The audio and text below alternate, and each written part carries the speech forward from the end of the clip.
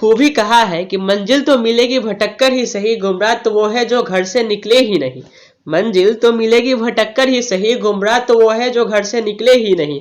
ना कुछ करने के बहाने तो है कई सही, लेकिन मंजिल तो मिलेगी कुछ करके ही सही। और इसीलिए आप लोग अक्सर अपने घर में देखते होंगे, अपने फैमिली में, अपना रिलेटिव में, कि आपके जो पेरेंट्स हो गए, कजिन्स हो गए, फ्रेंड्स हो गए, जो या आप खुद हो गए, हर दिन घर से बाहर निकलते हैं अपनी मंजिल की तलाश में कि कब वो मंजिल हमें मिल जाए। तो क्या ऐसा पहले के जमाने में नहीं होता होगा? क्या पहले के जमाने के लोग यानी कि ब्रिटिशर्स के समय के लोग, कॉलोनियल पीरियड के समय के लोग घर से नहीं निकलते होंगे, कुछ काम नहीं करते होंगे जो अभी के लोग कर रहे हैं? बिल्कुल ही करते थे और करते हैं और करते रहेंगे ही, क्योंकि करेंगे नहीं तो उन्हें सफलता मिलेगी कैसे, वो जीवन अपना सस्टेन करेंगे कैसे? तो वो लोग क्या काम करते थे? कुछ ना कुछ तो काम करते होंगे। क्या अभी के लोग जो ऑफिस में काम करते हैं या फ्लाइट में काम करते हैं या ट्रेन में काम करते हैं या कोई बड़े बड़े बिजनेस में काम करते हैं, क्या पहले के लोग भी ऐसा ही कुछ काम करते थे?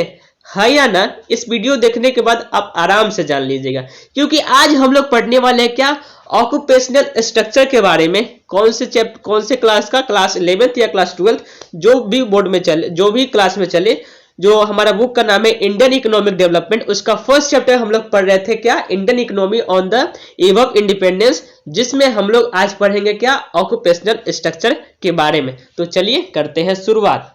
यानी कि इस पार्ट को हम लोग देखेंगे, एनसीईआरटी का पार्ट है, यहाँ फोटो क्लिक किया हुआ आप लोग देख सकते हैं, और हम लोग पढ़ेंगे इससे।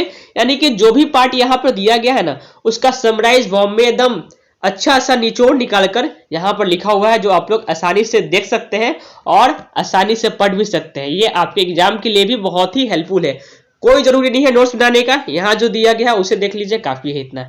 सबसे पहले यहाँ बात क्या बताया गया है, यहाँ बताया गया है ऑक्यूपेशनल स्ट्रक्चर के बारे में। यानी कि ऑक्यूपेशनल स्ट्रक्चर क्या था, यानी कि अभी जो काम करते हैं, क्या वैसे ही काम लोग पहले करते थे? ठीक, लेकिन उससे पहले हम लोग ये जान लेते हैं कि ऑक्यूपेशनल स्ट्रक्चर का मतलब क्या होता है। ऑक्यूपेशनल स्ट्रक्चर का मतलब होता है क्या, पेशा। यानी कि जो भी लोग काम कर रहे हैं उसका स्ट्रक्चर कैसा है। क्या लोग फैक्ट्री में कोई काम कर रहे हैं, क्या लोग एग्रीकल्चर मतलब फील्ड में जाकर काम कर रहे हैं, या लोग जो है अपना सर्विस दे रहे हैं। तो इसी के स्ट्रक्चर को बोलते हैं ऑक्यूपेशनल स्ट्रक्चर। यानी कि refers to the types of jobs and the careers that people have within society. यानी कि सोसाइटी के अंदर में जिस तरह का जो जॉब मौजूद है या जिस तरह का लोगों के लिए करियर मौजूद है, उसे ही बोलते हैं क्या, उसे ही बोलते हैं ऑक्यूपेशनल स्ट्रक्चर। ठीक है, अब हम लोग आगे चलते हैं। तो ऑक्यूपेशनल स्ट्रक्चर यानी कि लोग उस समय क्या काम करते थे कॉलोनियल पीरियड में, उसे जानने से पहले हम लोग ये जान लेते हैं कि हम किस किस सेक्टर में लोग जो है काम कर सकते हैं। यानी कि अगर हम जान लेते हैं कि लोग इतने सारे सेक्टर है यहाँ पर काम कर सकते हैं, तो जाहिर सी बात है उसी में से तो कोई काम करते होंगे। तो हम लोग ये जानते हैं कौन कौन से सेक्टर है जिसमें लोग जो है काम कर सकते हैं। तो बेसिकली यहाँ पर 3 सेक्टर है लोग जिसमें काम करते हैं। फर्स्ट हो गया प्राइमरी सेक्टर, दूसरा हो गया सेकेंडरी सेक्टर, और तीसरा हो गया टर्शियरी सेक्टर। प्राइमरी सेक्टर मतलब क्या, प्राइमरी सेक्टर मतलब वैसा सेक्टर जिसमें एग्रीकल्चर से जुड़ा हुआ काम होता है। ठीक है, फिर सेकेंडरी सेक्टर यानी कि जिसे मैन्युफैक्चरिंग सेक्टर या इंडस्ट्रियल सेक्टर कहते हैं, और तीसरा है टर्शियरी सेक्टर जिसे सर्विस सेक्टर कहा जाता है। यानी कि लोग यहाँ पर क्या देते हैं, सर्विस देने का काम करते हैं, जैसे में टीचिंग हो गया, तरह का सर्विस हो गया। तो अब हम लोग ये जानते हैं कि उस समय के लोग जहां पर इतना टेक्नोलॉजी का एडवांसमेंट नहीं था, उतना ज्यादा प्रोग्रेस डेवलपमेंट नहीं था, लोगों का उतना मानसिक तौर पर विकास नहीं हुआ था जितना अभी के लोगों में हो गया है। यानी कि ब्रिटिशर्स के समय में लोग क्या काम करते थे, किस सेक्टर में सबसे अधिक काम करते थे, सबसे ज्यादा लोग कौन से क्षेत्र में काम करते थे, उसे हम लोग जान ही लेते हैं उसे। तो most of the population about 70 to 75% engage in the primary sector यानी कि एग्रीकल्चर सेक्टर। यानी कि जितना भी पॉपुलेशन है उसका लगभग 70 से लेकर 75% आबादी जो है यानी कि पॉपुलेशन जो है वो किस सेक्टर में इंगेज थे, प्राइमरी सेक्टर में, यानी कि एग्रीकल्चर सेक्टर में लोग इंगेज थे। यानी कि कोई आपसे पूछता है कि कॉलोनियल पीरियड में यानी ब्रिटिशर्स के समय में सबसे ज्यादा लोग जो है किस सेक्टर में काम करते थे, तो कौन सा सेक्टर हो जाएगा, वो हो जाएगा एग्रीकल्चर सेक्टर यानी कि प्राइमरी सेक्टर। दूसरा आता है वाइल सेकेंडरी सेक्टर यानी कि मैन्युफैक्चरिंग सेक्टर जिसे कहा गया है अकाउंट्स फॉर ओनली 10%, यानी कि मात्र 10% ऐसा पॉपुलेशन जो था वो किस सेक्टर में काम करता था, वो काम करता था सेकेंडरी सेक्टर में, यानी कि जैसे इंडस्ट्रियल सेक्टर या मैन्युफैक्चरिंग सेक्टर कहा गया है।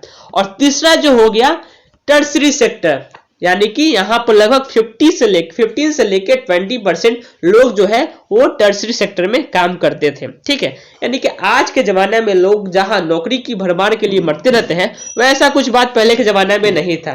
तो मतलब आज के जमाने में लोग ये कहते हैं कि करोड़ों रंग लाखों सपने, नौकरी का भरमार हर किसी के मन में। लेकिन यही बात जो है आज से लगभग 200 साल पहले चल जाए तो ये बात बिल्कुल ही गलत साबित हो जाएगा, क्योंकि उस समय लोग जो है ज्यादातर किस सेक्टर में, प्राइमरी सेक्टर में इन्वॉल्व थे, यानी कि खेती से जुड़ा हुआ काम जो है लोग अधिक करते थे। आज लोगों के पास जितने ज्यादा ऑप्शन हो गया है, लोग उतना ही उस ऑप्शन के पीछे भाग रहे हैं। यानी कि पहले के जमाने में लोगों के पास जब ऑप्शन नहीं था तो जो मिलता था वही काम करते थे, लेकिन आज वैसा हाल है नहीं। अब आता है रीजनल वेरिएशन। रीजनल वेरिएशन मतलब क्या, ये जो डेटा आप लोग देख लिए, ये तो ओवरऑल डेटा देख लिए, लेकिन बहुत सारा स्टेट्स या बहुत सारा जगह ऐसा था जो कि यहाँ पर सेम प्रोपोर्शन नहीं था, यानी कि जो डेटा दिया गया है उसके अनुसार काम नहीं होता था।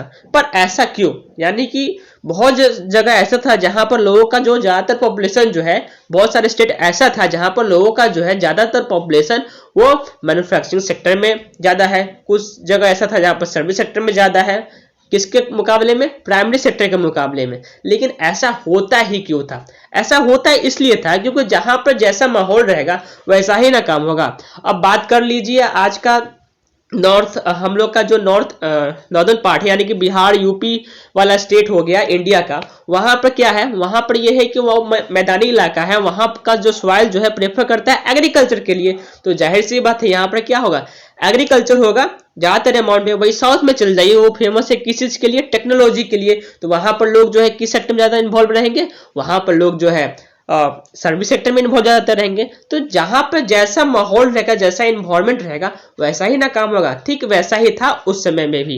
यानी कि यहाँ पर ये बताया कि मद्रास प्रेसिडेंसी हो गया, मद्रास प्रेसिडेंसी उसमें कौन कौन से स्टेट्स आ गए, उसमें आ गया Tamil Nadu, Andhra Pradesh, Kerala and Karnataka, Bombay and Bengal. Witness increased in the witness increment in the manufacturing and the service sector। यानी कि यहाँ पर यह बताया जा रहा है कि ये सब जो जगह हो गया, मद्रास प्रेसिडेंसी हो गया, जिसमें इन सारे स्टेट्स के बारे में बताया गया है, और बॉम्बे हो गया, बंगाल हो गया, इन सब जगहों पर मैन्युफैक्चरिंग सेक्टर और सर्विस सेक्टर में लोग जो है ज्यादा इन्वॉल्व थे। किसके कंपैरिजन में, प्राइमरी सेक्टर के कंपैरिजन में। अब मद्रास प्रेसिडेंसी में जो स्टेट्स हो गए, जैसे में तमिलनाडु हो गया, आंध्र प्रदेश हो गया, केरला में हो गया, कर्नाटका हो गया, ये स्टेट्स है कहां पर मैप पर, आपको याद है? याद हो तो सही है, नहीं याद है तो अभी देख लीजिए। यानी कि यहां पर हो गया आपका तमिलनाडु, ये हो गया आपका तमिलनाडु, फिर हो गया केरला, फिर हो गया यहाँ कर्नाटका, ये हो गया आंध्र प्रदेश, और यहाँ पर है वेस्ट बंगाल। फिर यहीं पर जो मुंबई लिखा है उसी का पुराना नाम क्या था, बॉम्बे। तो ये सब जगह हो गया जहां पर इंक्रीमेंट देखने को मिला था। किस सेक्टर में इंक्रीमेंट देखने को मिला था, मैन्युफैक्चरिंग एंड सर्विस सेक्टर में। किसके कंपैरिजन में, प्राइमरी सेक्टर के कंपैरिजन में। फिर आगे बढ़ते हैं और आगे हम लोग जानते हैं, whereas states like Odisha, Rajasthan and Punjab witness increase in the share of agriculture sector. यानी कि कुछ स्टेट्स हो गए, जैसे में ओडिशा हो गया, राजस्थान हो गया, पंजाब हो गया, वहां पर देखने को ये मिला कि यहाँ पर लोग जो है manufacturing sector and service sector में बहुत ही कम इन्वॉल्व है। यहाँ पर लोग जो है ज्यादातर एग्रीकल्चर सेक्टर में इन्वॉल्व थे। यानी कि यहां पर क्या हो गया, यहां पर पहले वाला ट्रेंड हो गया। लेकिन अभी जो है इन सब जगहों पर देखा जाए, यानी कि मद्रास प्रेसिडेंसी हो गया, बॉम्बे हो गया, फिर बंगाल हो गया, इन सब जगहों पर कौन सा टेंडेंसी चल रहा है, जस्ट अभी का टेंडेंसी चल रहा है। यानी कि यहाँ पर लोग मैन्युफैक्चरिंग सेक्टर में, इंडस्ट्रियल सेक्टर में अधिक जुड़े हुए हैं। अब कंक्लूजन निकला जाए पूरे टॉपिक का, तो देखने को ये मिलेगा कि most of the population were involve in the primary sector, agriculture जिसे एग्रीकल्चर सेक्टर कहा गया है, सेकेंडरी सेक्टर इंडस्ट्री जिसे इंडस्ट्रियल सेक्टर कहा गया है, एंड टर्शियरी सेक्टर जिसे सर्विस सेक्टर कहा गया है रिस्पेक्टिवली। यानी कि यहाँ पर यह बताया जा रहा है कि अगर इसका पूरा टॉपिक का कंक्लूड किया जाए तो इससे यह निकल कर आता है कि जो अधिकतर पॉपुलेशन जो था उस समय का, किस समय का, कॉलोनियल पीरियड का, उस समय का, जो कहां पे इन्वॉल्व थे, वो इन्वॉल्व थे प्राइमरी सेक्टर, यानी कि किस सेक्टर में, एग्रीकल्चर सेक्टर में। यानी कि वहां पर लोग जो है शारीरिक रूप से बहुत ही श्रम करते थे, यानी कि बहुत ही मेहनत करते थे, खेती करते थे। कभी कभी ऐसा भी होता था कि खेती भी की है लेकिन उसका फायदा होता ही नहीं था उन्हें, और कभी कभी जब वो क्रॉप्स लगाते भी थे तो वो कभी कभी क्रॉप्स होता ही नहीं था। बहुत सारे कारण था क्रॉप्स नहीं होने का, बहुत सारे कारण था उनका बेनिफिट नहीं पाने का। यानी कि किसी आदमी ने सही ही कहा है कि कभी खुशियों की खेती कभी आंसुओं का बोझ, कभी खुशियों की खेती कभी आंसुओं का बोझ, किसानों का जीवन है खुदा का एक अद्भुत संग। यानी कि पीजेंट्स लाइफ में देखा यह गया था कि बहुत सारी प्रॉब्लम्स का सामना करना पड़ा था, और उसके साथ साथ ब्रिटिशर्स ने आकर यहाँ पर इसमें और प्रॉब्लम्स जोड़ ही दिए थे।